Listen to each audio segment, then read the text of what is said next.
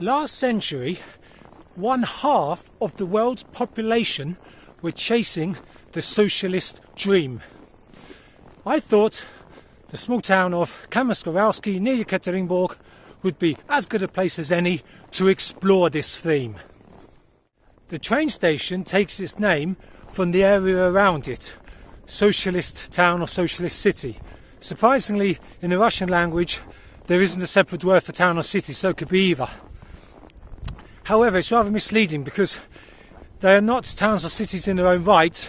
They are a region of an existing city, and they can be found all over the ex-Soviet Union.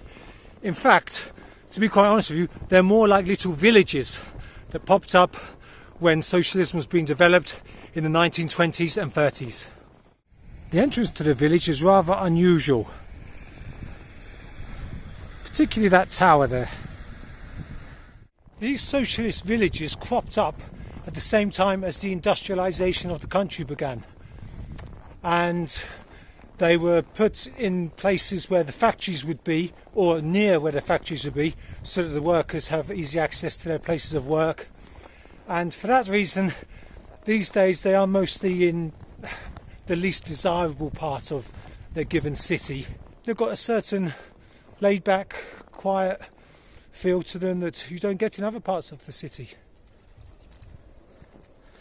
They tend to be quite basic settlements, and they might not have as many amenities as in other parts of the city. Sometimes they can be quite run down as well. This particular one seems in quite good condition. Like I mentioned earlier, many cities all across the Soviet Union have their own socialist village. This city is kind of interesting because it seems to have two. The little elephant behind me may not look much, but when it was first erected it brought great joy to the local children who had never been to a zoo before. And in fact this elephant is supposed to have a twin in the other socialist village in the city. Another thing to note is that before Stalin gave socialism and communism a bad name, many people from all around the world, including Western countries, chose to come here in the 1920s and 30s to help build socialism. Now, although many of the people that came were volunteers, there's plenty of professionals that came as well on paid assignments, notably architects. And it was those architects which designed the socialist villages. Of course there were Russian experts as well, but most of them left after the revolution as they did not wish to be part of the workers' state. The only way that Russia could catch up with the industrialised West was by industrialising itself. So we've got the village over there, and then the huge industrial zone here.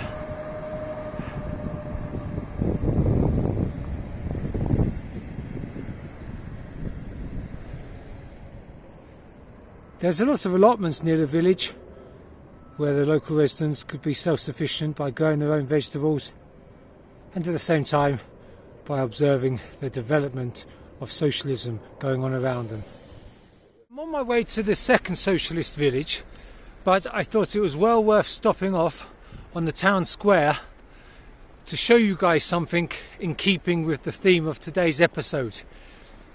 It is a quite remarkable piece of socialist realism art. It's kind of simple, but it's striking at the same time. I absolutely love it. So, do you guys want to see it? What's that? No, you don't? Oh, okay, I won't show you then. No, of course I will, really.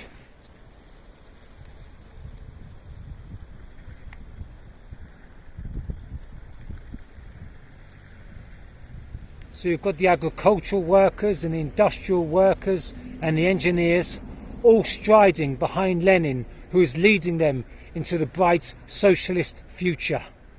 It looks almost 3D in a way. So what do you guys think? Is that just me getting carried away again, or is that actually a seriously cool piece of Soviet propaganda art? Unusually, there isn't a Lenin statue on the main square. Now normally I'd be a bit grumpy about that, but seeing as how they've got that wonderful Lenin mosaic, then I'm prepared to turn a blind eye on this occasion.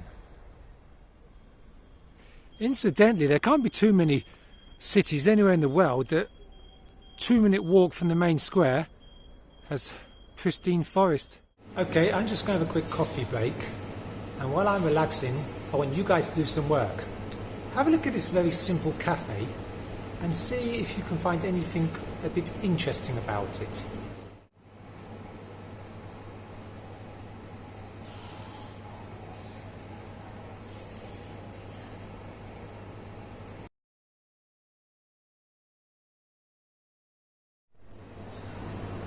Also, no messing about with those pylons there as well, those huge double pylons. So this is the second socialist village. It's named after the aluminium factory nearby, and of course it was built in order to house the many workers who would work at that factory. So I'm standing in the roundabout in the middle, and immediately it's interesting from an architectural point of view. You've got a 1930s building in the corner there, that one straight ahead that's probably from the 70s, another one from the 1920s or 30s there, and then you've got the Stalinist Empire style here, built after the war, and there you've got some of the original houses from the 1920s, and then back to the Stalinist Empire style as well, particularly this one. So it's quite an interesting ensemble. What's interesting is that there's a square, and on every side of the square there's a different 1920s constructivist style piece of architecture.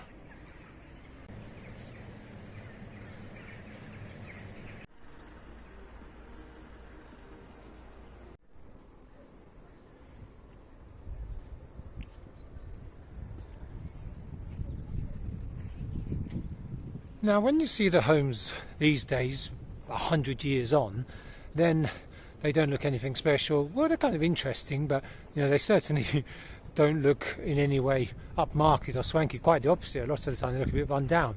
But you have to think, by 1920s Russian standards, these were seriously swanky. So do you want to see the twin of the elephant that we saw in the first village?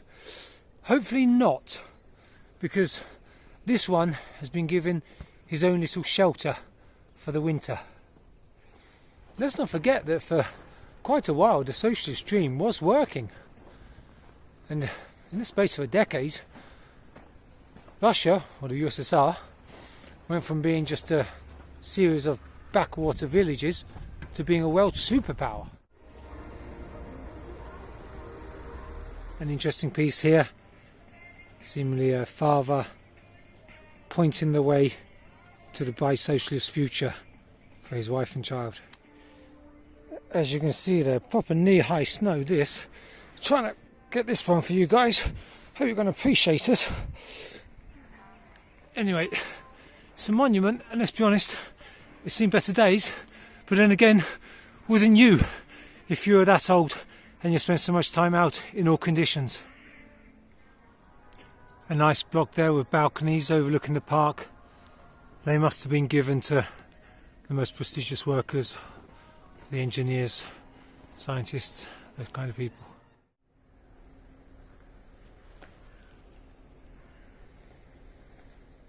So we can clearly see the aluminium factory there.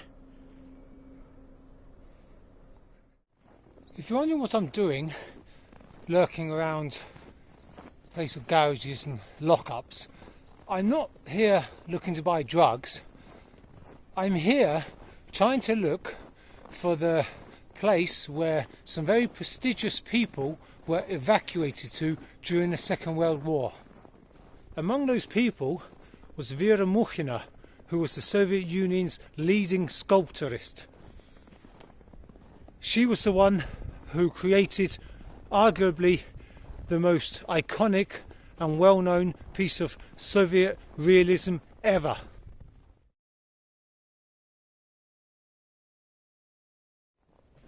Evacuated here from Moscow with her were the architects of the Palace of Soviets, which was going to be by far the largest building anywhere in the world. It was going to be so big that the Lenin statue on top of it had to be between 90 and 100 meters for it to have been seen.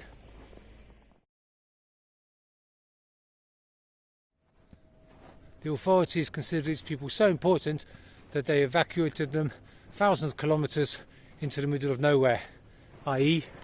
here.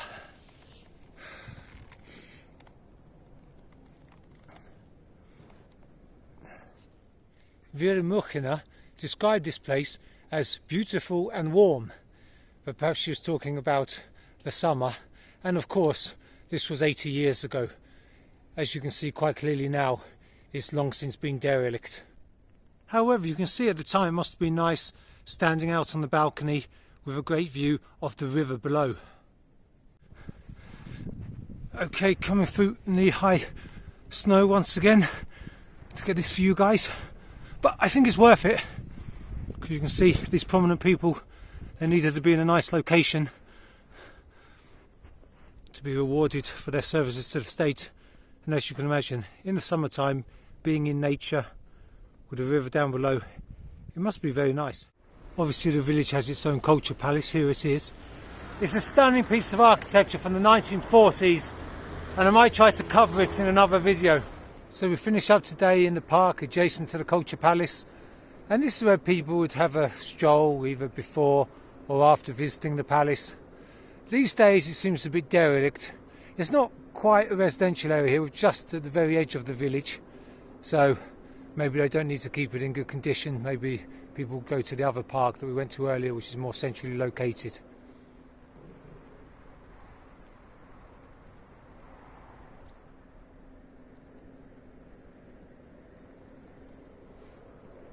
The old fountain. I guess it's ironic that we finish our journey in this park, because here the statues are like the socialist dream itself, once beautiful but now laying in tatters.